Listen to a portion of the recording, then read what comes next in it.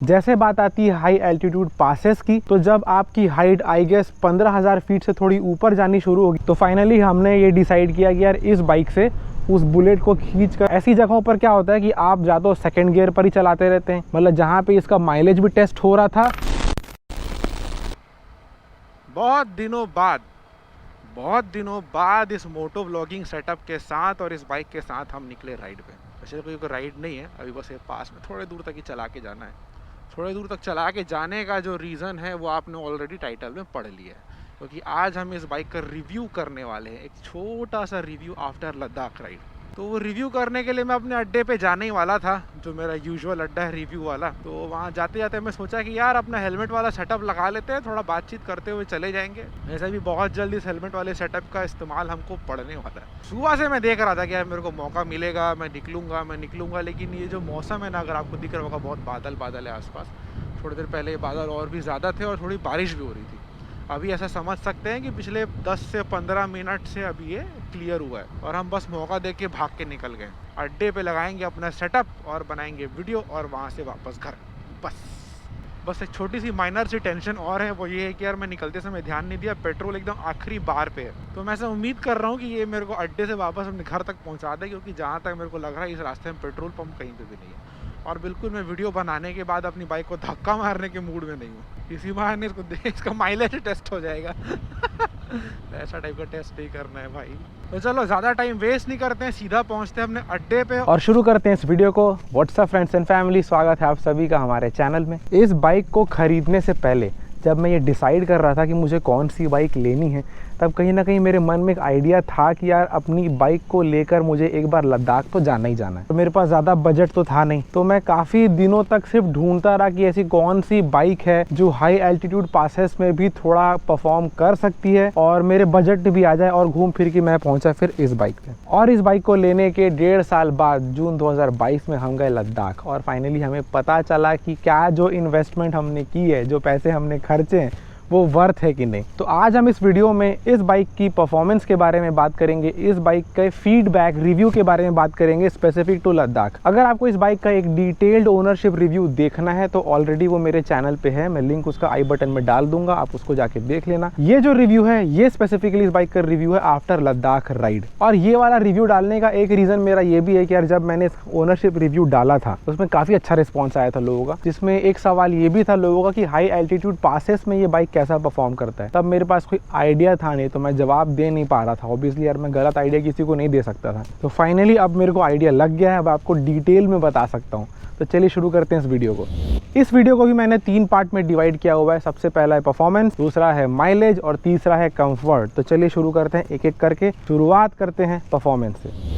पिछले वाले review video में मैंने बताया था कि इस बाइक का जो परफॉर्मेंस है वो हाईवेज में काफ़ी अच्छा है। किसी भी जगह पर आपको हाईवे पे ऐसा फील नहीं होगा कि इसकी पावर में कोई कमी आ रही है। तो लद्दाख राइड पर जब हमने हाई एल्टीट्यूड पासेस कवर करने शुरू नहीं किए थे, हम हाईवे पे थे, तब तक तो इसके परफॉर्मेंस में कहीं कोई लैग नहीं आया था। जैसे बात आती है हाई एल्टीट्यूड पासेस की, तो जब आपकी हाइट आई गेस 15,000 फीट से थोड़ी ऊपर जानी शुरू होगी तब थोड़ा थोड़ा आपको इसके पावर में हल्का सा लैग, बहुत थोड़ा लैग फील होगा। और जो लैग होना बहुत नॉर्मल है। जब ये पहली बार शुरू हुआ था, जब मैंने पहली बार इस लैग को फील किया था, तो मुझे ऐसा लग रहा था कि यार शायद सिर्फ इस बाइक में आ रहा है। लेकिन फिर मैंने अपने ग्रुप के लोगों में बात की, सबसे पूछा, तो हर किसी की बाइक में थोड़ा ना थोड़ा लैग तो आ रहा है। तो अगर आप इस बाइक को लेकर जाते हैं तो आपको थोड़ा सा ऐसा फील होगा कि इसमें थोड़ा सा लैग आ रहा है, आपने एक्सेलेरेटर पूरा घुमाया हुआ है लेकिन उतनी पावर से बाइक नहीं जा रहा है। बट ऑन द कॉन्ट्ररी, उस लैग के बाद भी इस बाइक ने पूरे हाई एल्टीट्यूड पासेस में इंक्लूडिंग खारदुंगला, काकसांगला,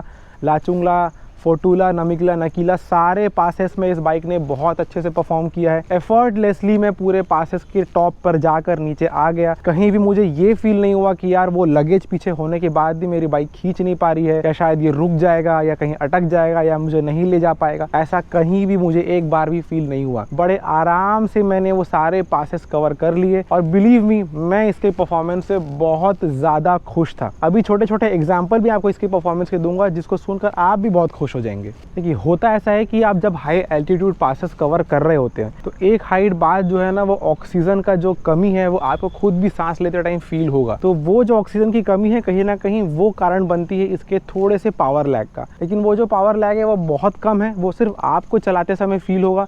लेकिन बाइक उसके बाद भी बहुत आराम से पूरा पास आपको कवर करके दे सकती है। अब आपको मैं छोटा सा एग्जांपल देता हूँ इस बाइक के परफॉर्मेंस का, जिसको सुन के आप बहुत खुश हो जाएंगे अगर आप इस बाइक के ओनर हैं तो, या फिर अगर आप ये बाइक खरीदने का प्लान कर रहे हैं तो हुआ ये था कि हमारे ग्रुप राइड के दौरान एक दिन हम सोमोरी से लेह की तरफ जा रहे थे। तो अगर आपने ये वाला वीडियो मेरा देखा हुआ है तो आपको ऑलरेडी मालूम है मैं क्या बताने वाला हूँ। इस दिन हुआ ये कि एक बाइक की बुलेट, स्टैंडर्ड बुलेट जो होती है 500 सीसी वाली, उसका उपशी से 15 या 16 किलोमीटर पेट्रोल हो गया खत्म। अब वहाँ पे वो जो बाइक जो चला रहे थे वो काफ़ी देर तक वेट कर रहे थे। थोड़ी देर में मैं पहुँचा, हमने थोड़ी देर बैकअप व्हीकल का वेट किया, लेकिन बैकअप व्हीकल काफ़ी देर तक आया नहीं। तो फाइनली हमने ये डिसाइड किया कि यार इस बाइक से उस बुलेट को खींचकर उपशी तक ले जाना पड़ेगा। तो फिर फाइनली हमने बुलेट को इस बाइक से बांधा और 15 किलोमीटर उस बुलेट को प्लस उसके ऊपर एक इंसान बैठा हुआ था, उन दोनों को खींचकर हमने उपशी तक पहुंचाया जहां पे हमें मिला पेट्रोल। ये चीज़ सच बताऊं तो जब हमने करने का सोचा तब मुझे लग नहीं रहा था कि यार मैं खींच पाऊंगा, क्योंकि यार मेरी बाइक ऑलरेडी थोड़ी हल्की है और जो बुलेट स्टैंडर्ड है वो थोड़ा हैवी होता है, प्लस इतना पावर पता नहीं प्रोड्यूस कर पाएगा कि नहीं कि ये दोनों को साथ में खींच सके। लेकिन ऐसा नहीं हुआ। 15 किलोमीटर मैंने बुलेट को भी खींच लिया, साथ में बैठे हुए आदमी को भी खींच लिया। एंड उस दिन मुझे फील हुआ कि हाँ भाई, मैंने जो पैसे इस बाइक में डाले हैं वो वर्थ है। इतना इसमें पावर है कि ये खुद भी जा सकता है और ये किसी और को भी पहुंचा सकता है। तो परफॉर्मेंस वाइज इस बाइक को लेकर मैं बहुत ज़्यादा खुश हूँ अपने लद्दाख राइड के बाद।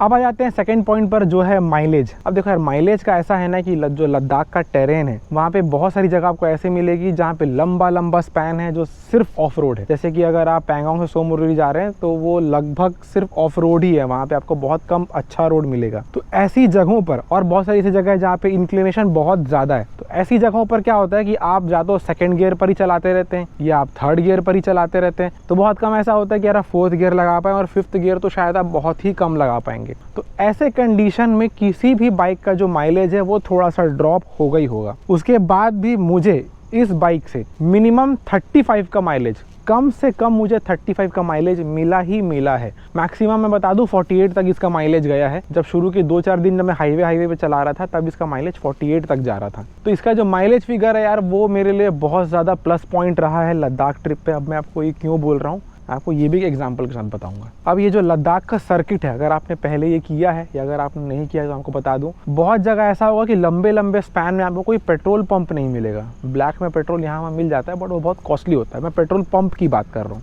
जैसे अगर आप मनाली से लेह की तरफ जाते हैं तो केलोंग के बाद आपको कारू तक कोई पेट्रोल नहीं मिलेगा, पेट्रोल पंप नहीं मिलेगा। ऑलमोस्ट 250 किलोमीटर भी ज़्यादा बड़ा रेंज होता है। तो उस टाइम ऐसा हो रहा था कि यार ग्रुप में सबको थोड़ी टेंशन हो रही थी, थोड़ी सी, कि बैकअप में फ्यूल रखना पड़ेगा, हमें पेट्रोल की ज़रूरत पड़ सकती है बीच रास्ते में। लेकिन मुझे इस बाइक को लेकर कोई टेंशन नहीं हो रहा था। अब इसके बाद क्या हुआ कि हम लेह से आगे बढ़े नुब्रा, नुब्रा से गए पैंगोंग, पैंगोंग से सोमोरी, सोमोरी से घूम के वापस आना था लेह। अब लास्ट जो पेट्रोल मिलता है वो मिलता है नुब्रा फिलिंग स्टेशन में। उसके बाद पैंगोंग, सोमोरी, वापस लेह। इस वाले सर्किट में अगेन आपको कारूपी आके मिलेगा।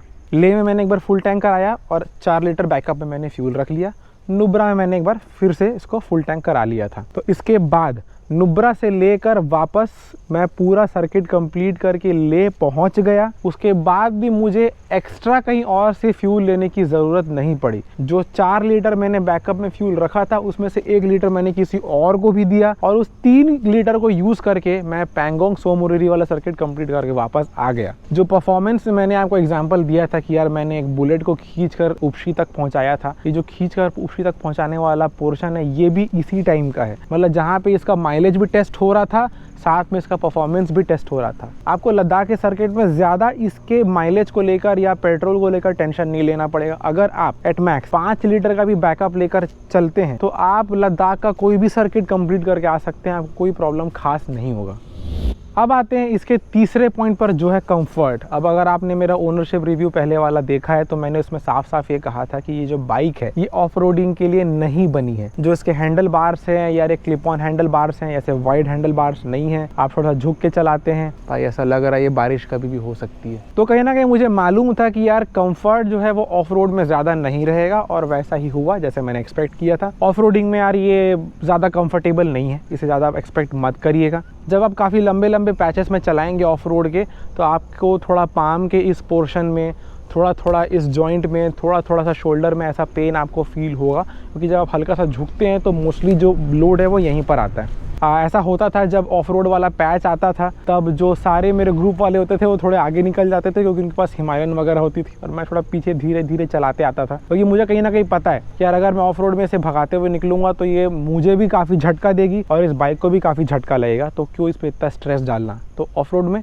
अगर आप आराम से चलाते हैं, थोड़ा स्लो चलाते हैं, तो आप आराम से पार करके आ सकते हैं। कहीं भी आपको ऐसा फील नहीं होगा कि यार ये ऑफ रोड का पैच नहीं पार कर पा रहा है, पार तो ये बड़े आराम से कर लेगा, क्योंकि कहीं ना कहीं पावर की कमी तो इसमें है नहीं। हाँ, जब तक आप हाईवे पे चला रहे हैं, आप ऐसे नॉर्मल टारमैक रोड में चला रहे हैं, तब तक इस बाइक का कंफर्ट बहुत अच्छा है, इस बाइक का ग्रिप रोड के साथ बहुत अच्छा है। लेकिन अगेन ऑफ रोड में आपको ये कंफर्ट नहीं दे पाएगा, वहाँ पे आपको थोड़ा सा मेहनत लगेगा। और अगर स्लश वगैरह आ जाता है, कीचड़ वगैरह आ जाता है, तो ऑब्वियसली टायर थोड़ा स्लिप होगा ही होगा इसका। मैंने क्या किया था कि मैंने जानबूझकर अपना जो बैग था पूरे लद्दाख ट्रिप में अपने साथ ही पीछे रखा हुआ था, जबकि हमारे पास एक बैकअप व्हीकल था जहाँ अपना लगेज दे सकते थे। वो बैग पीछे रखने का रीज़न ये था कि यार इससे क्या होता है, इसके पीछे टायर पे दबाव बना रहता है, तो जितना ये दबाव बना रहता है उतना ये स्लश में यहाँ वहाँ डांस नहीं करता ये बाइक। और कहीं ना कहीं इन तीनों पॉइंट्स को इस सीक्वेंस में रखने का रीज़न भी ये था कि पहला परफॉर्मेंस है, परफॉर्मेंस में तो ये बेहतरीन है, इसमें मतलब आपको कोई डाउट नहीं होगा। सेकंड है माइलेज, जो थोड़ा सा कम मिलेगा, ऑब्वियसली जिस टेरेन पे आप चला रहे हैं वहाँ पे अच्छा माइलेज आप उम्मीद नहीं कर सकते। तीसरा है कंफर्ट, क्योंकि एट लास्ट इन तीनों में सबसे कम इसमें आपको कंफर्ट ही मिलने वाला है। देखिए बहुत सारी ऑडियंस आई है मेरा वीडियो देखने के लिए, एक एक करके लाइन से बैठ जाइए, आप सबको मौका मिलेगा वीडियो देखने का। थोड़ा सा मैंने कैमरा एंगल चेंज किया हुआ है क्योंकि काफ़ी सारी बकरी और गाय यहाँ पे आ गए हैं, तो उनको जाने का रास्ता देना भी ज़रूरी है, रास्ता रोकना अच्छी बात नहीं है। तो चलिए वीडियो कंटिन्यू करते हैं। तो अगर आपका जो प्राइस पॉइंट है वो कहीं ना कहीं 1.5 लाख के आसपास आ रहा है और आपको एक ऐसी बाइक चाहिए जिसमें आप लॉन्ग राइड्स कर सकते हैं, और अगर आपके मन में ये भी है कि यार आपको लद्दाख या उसके जैसे टेरेन में भी गाड़ी चलाना है, तो आप इस बाइक को बड़े आराम से चूज़ कर सकते हैं। आपको कहीं भी डिसअपॉइंटमेंट नहीं होगा। उम्मीद करता हूँ आपको ये वीडियो पसंद आया होगा, जो चीज़ें मैंने शेयर की हैं वो आपको थोड़ी यूज़फुल लगी होंगी। अगर आपने इस वीडियो को यहाँ तक देख लिया है तो वीडियो को लाइक कर दीजिएगा और चैनल को सब्सक्राइब कर दीजिए। मिलते हैं आपसे अगली वीडियो में, तब तक के लिए good bye, ride safe and live your life full throttle. मुझे ऐसा लग रहा है कि थोड़ी देर में यहाँ बारिश शुरू होने वाली है, जिससे पहले बारिश शुरू हो यहाँ से भागना पड़ेगा।